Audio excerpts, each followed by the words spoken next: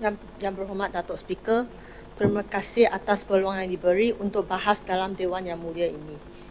Patut merafak sembah, menjunjung kasih dan merakamkan ucapan selamat hari ulang tahun keputeraan Duli Yang Maha Mulia Sultan Ibrahim Ibni Almarhum Sultan Iskandar, Sultan yang di-Pertuan bagi negeri dan jajahan Takluk Johor Darul Takjim pada 22 hari bulan November yang lalu.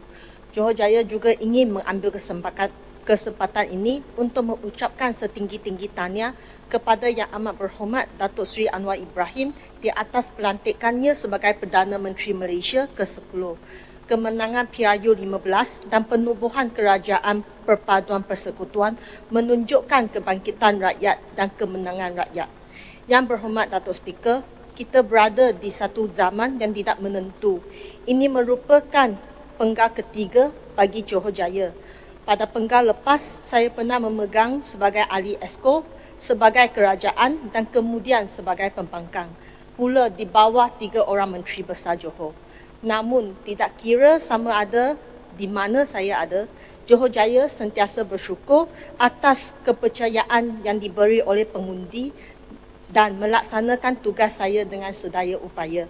Sebagai wakil rakyat yang profesional, saya menasihati Permas supaya jangan buang masa cerita perkara yang tidak selaras dengan hasrat Yang Amat Berhormat Menteri Besar.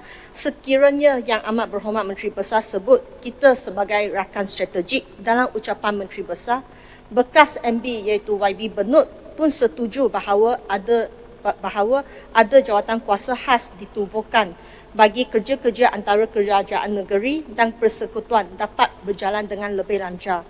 Permas perlu hormat kepada Yang Amat Berhormat Menteri Besar dan juga pengundi yang memberi mandat kepada semua wakil rakyat.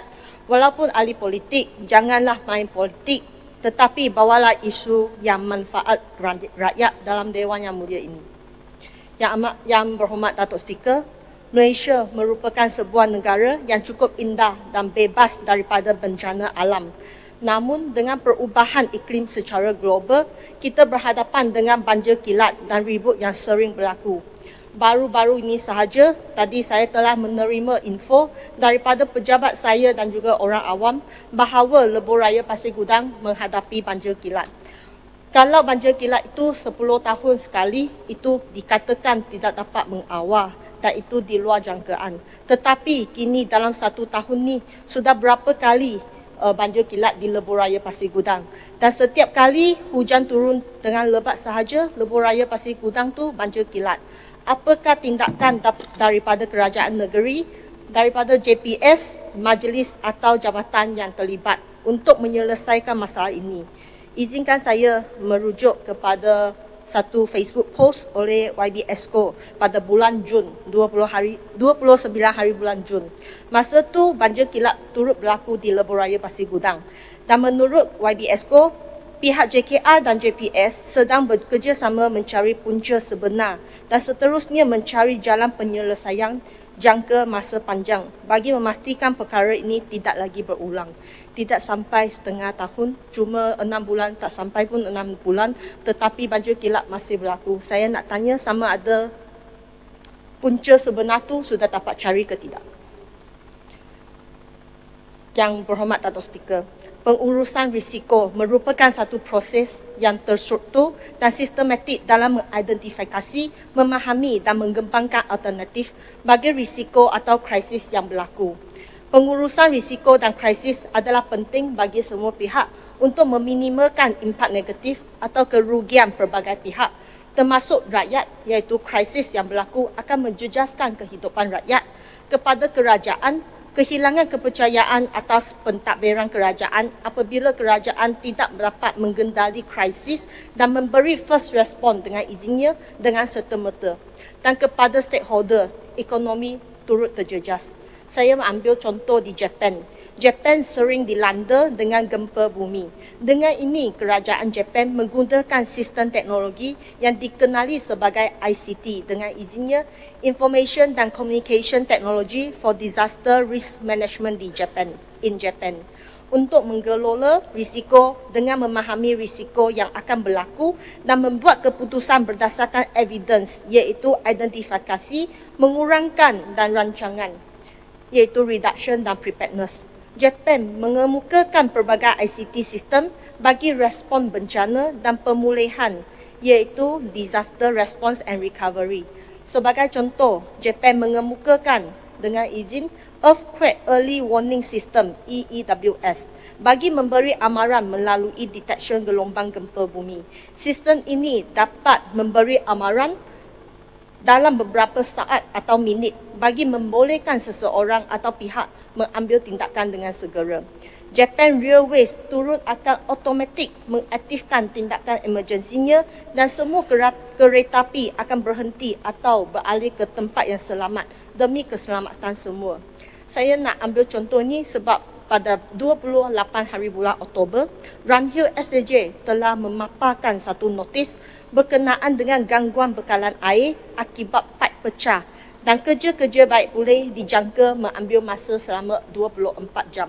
Kawasan terbabit termasuk Zon Plentong, Zon Masai dan Tanjung Langsat yang melibatkan sekurang-kurangnya 52 taman, kampung, kawasan perindustrian, politeknik dan sebagainya terjejas.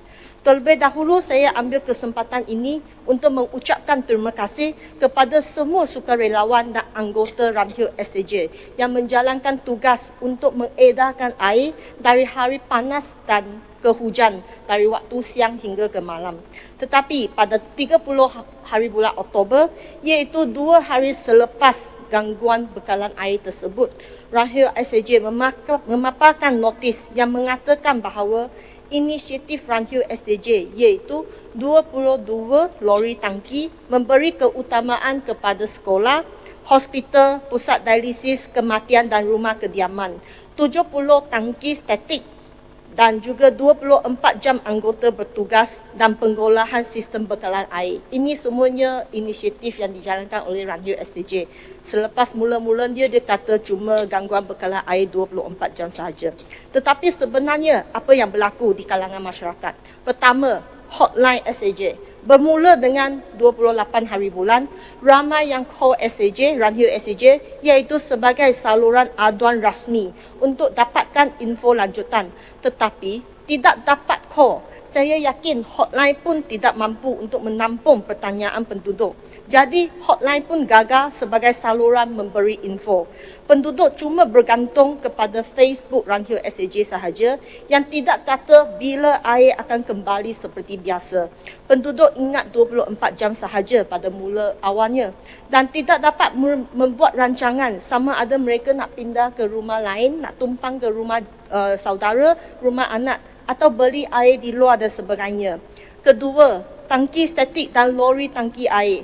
Tangki statik ditempatkan di sekolah, surau dan masjid. Tetapi klinik kesihatan sebagai satu tempat yang penting tidak dapat tangki statik hingga mengganggu operasi perkhidmatan klinik ini. Dan ketiga, jadual pengagihan bekalan air dikeluarkan pada 31 hari bulan Oktober, iaitu hari keempat setelah gangguan bekalan air. Sebelum itu, jadual yang tidak tersusun, tidak ada masa yang kata bila lori tangki akan datang. Ada tempat yang lori henti di suatu tempat tanpa maklum kepada penduduk. Penduduk tidak tahu bila lori tangki itu datang dan ada warga emas yang tidak sanggup angkat air dari jauh. Tunggu beberapa hari sampai nak beli air pun semua habis stok di kedai sekeliling, petrol station dan sebagainya. Apabila saya turun padang, penduduk tunggu di depan rumah yang berhormat Datuk Speaker. Mereka tunggu di depan pintu dari pagi hingga ke petang sebab mereka tidak tahu pukul berapa lori tangki itu datang. Sampai ada yang kata tiada tangki lori yang datang langsung dari pagi sampai malam. Flat katanya tangki lori tidak dapat naik ke flat sebab jalan tu kecil. Tetapi tidak ada juga tangki statik yang diberikan kepada penduduk di flat. Apabila saya tanya dengan Ranhill SAJ pada waktu kejadian itu, iaitu pada hari kedua ke ketiga, katanya mereka sedang minta bantuan lori tangki dari luar daerah dan juga luar negeri. Berapakah tangki statik dan lori tangki yang ada pada Ranhill SAJ di setiap daerah? apakah rancangan alternatif? Tak sangka ke kalau ada gangguan atau krisis ini berlaku?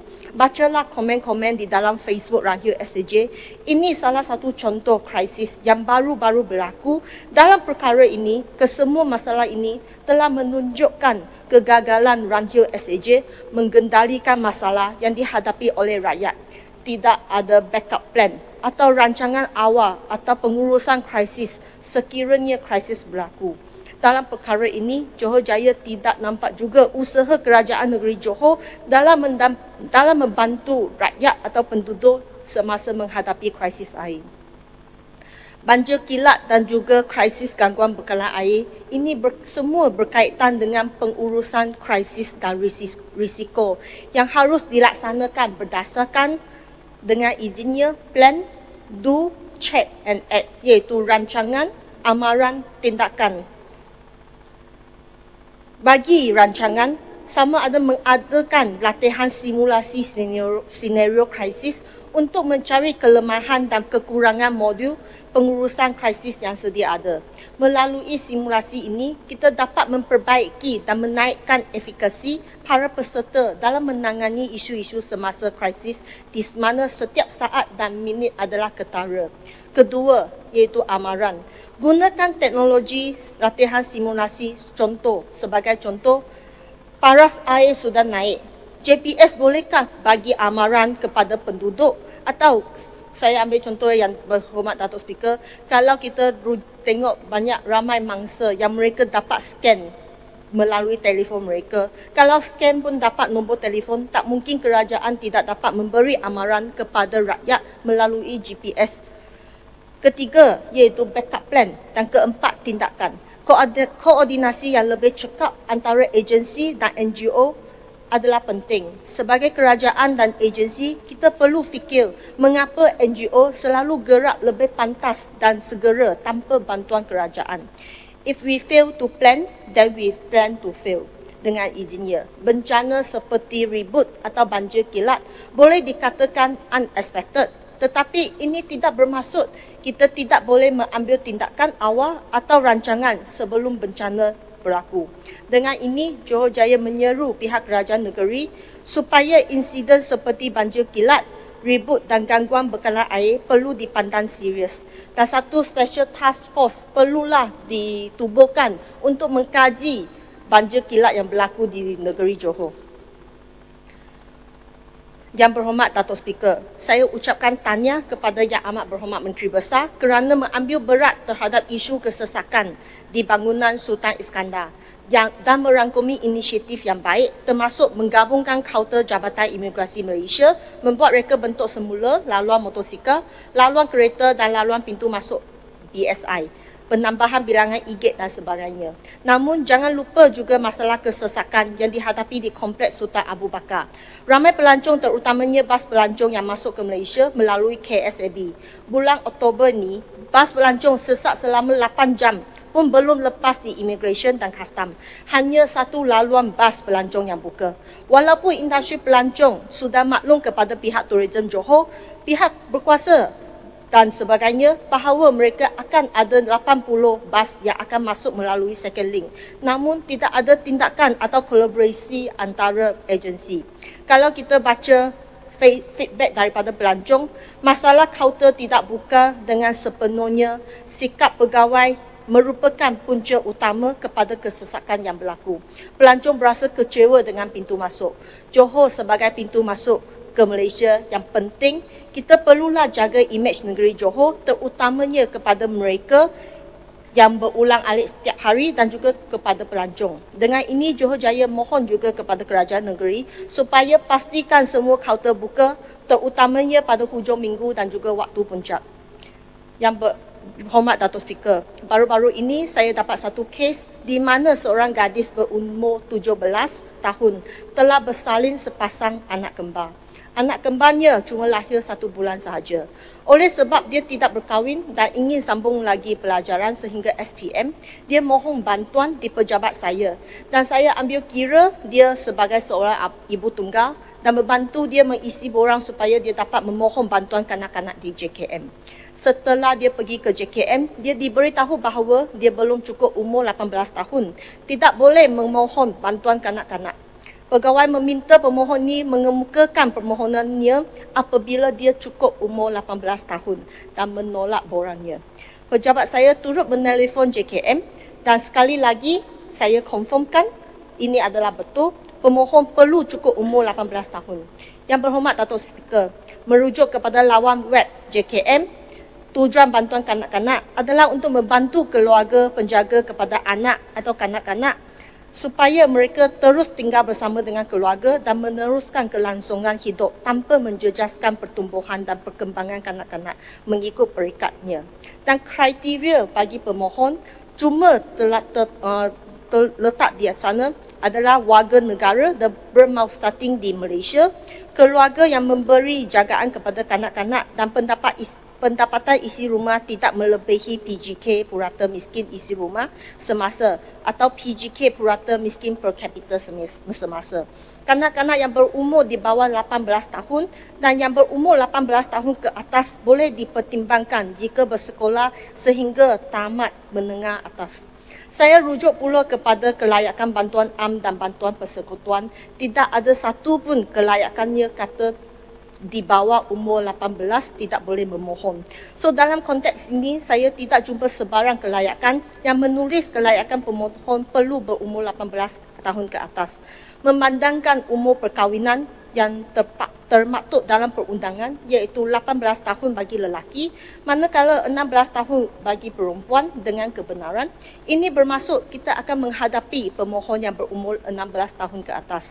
Saya bukan nak bincang sama ada umur kahwin atau umur bersalin pada 16 tahun atau 17 tahun tu betul atau tidak. Tetapi seperti kes ini, gadis ini tidak berkahwin, sekira ibu tunggal, masih belajar, keluarganya pun bukannya mampu nak jaga anak dia. Sebagai wakil rakyat atau agensi kerajaan, tanggungjawab kita adalah mengubah undang-undang dan polisi yang manfaat kepada rakyat serta melaksanakannya dengan adil dan saksama. Kita tidak patut diskriminasikan seseorang dan tidak harus membuat keputusan dengan emosi sendiri. Johor Jaya mohon penjelasan daripada pihak JKM berkenaan dengan perkara ini. Yang berhormat Datuk Speaker, 3 minit lagi yang berhormat. projek Taman Sri Molek Perdana yang telah tanggung-tanggung melebihi 10 tahun masih tidak selesaikan. Bagi fasa 1, 168 unit telah diselesaikan dan serah kunci. Bagi fasa 2, saya dimaklumkan bahawa 564 unit yang sudah ada CCC tetapi masih tidak dapat serah kunci. Masalah antara SPNB dan pemaju atau kontraktor tidak harus menjadikan pembeli rumah sebagai mangsa. Sudah beberapa kali SPNB janji kata nak serah kunci, katanya bulan Ogos, tetapi masih sehingga kini janji itu masih belum ditunaikan. SPNB sebagai syarikat perumahan negara Berhad, kalau rujuk laman web SPNB, front page adalah kediaman anda, tanggungjawab kita. Your home, our responsibility. Perkataan ini sangat ironik. Setiap kali saya berjumpa dengan pembeli rumah, mereka dalam keadaan sengsara. Ada yang terpaksa sewa rumah dan bayar installment pada masa yang sama. Ada yang OKU, memang tumpang rumah orang lain dan menunggu-nunggu rumah sendiri. Ada ibu tunggal yang anak pun sudah besar. Ada yang sampai sudah meninggal dunia pun mereka masih belum dapat kunci. SPNB gagal membantu pembeli rumah dan mengambil sikap yang sambil lewat dalam menangani masalah pembeli rumah. Dengan ini, Johor Jaya memohon kerajaan negeri Johor menubuhkan satu special task force dengan Kerajaan Perpaduan Persekutuan untuk menyelesaikan masalah ini dengan serta-merta. Yang berhormat Datuk Speaker, sebelum saya akhiri pembahasan saya, izinkan saya merangkap lirik lagu Malaysia Kita Boleh, iaitu lagu rasmi Pakatan Harapan PRU 15. Dalam lirik dia macam ni. Oh Malaysia tanahku tercinta, demokrasi hidup dipelihara, keadilan progresif beramanah, semangat berkibar jiwa anak muda. Dari Sabah Sarawak ke tanah Semenanjung, kita bergandengan, cerah masa hadapan. Budaya dan warna kita bergandengan, satukan suara kita. Gelombang kebangkitan bergema di Malaysia, satu hati, satu jiwa. Malaysia kita boleh. Yang berhormat Datuk Speaker, rakyat Malaysia telah memberi mandat kepada semua wakil rakyat melalui kertas undi dalam tangan pada PRN Johor dan juga PRU 15 baru-baru ini. Ini tentunya satu lembaran baru. Kerjasama antara kerajaan negeri dan kerajaan perpaduan kepersekutuan perlu diketatkan dan dieratkan lagi demi pembangunan dan kesejahteraan bangsa Johor. Sekian, terima kasih. Terima kasih Johor Jaya. Ahli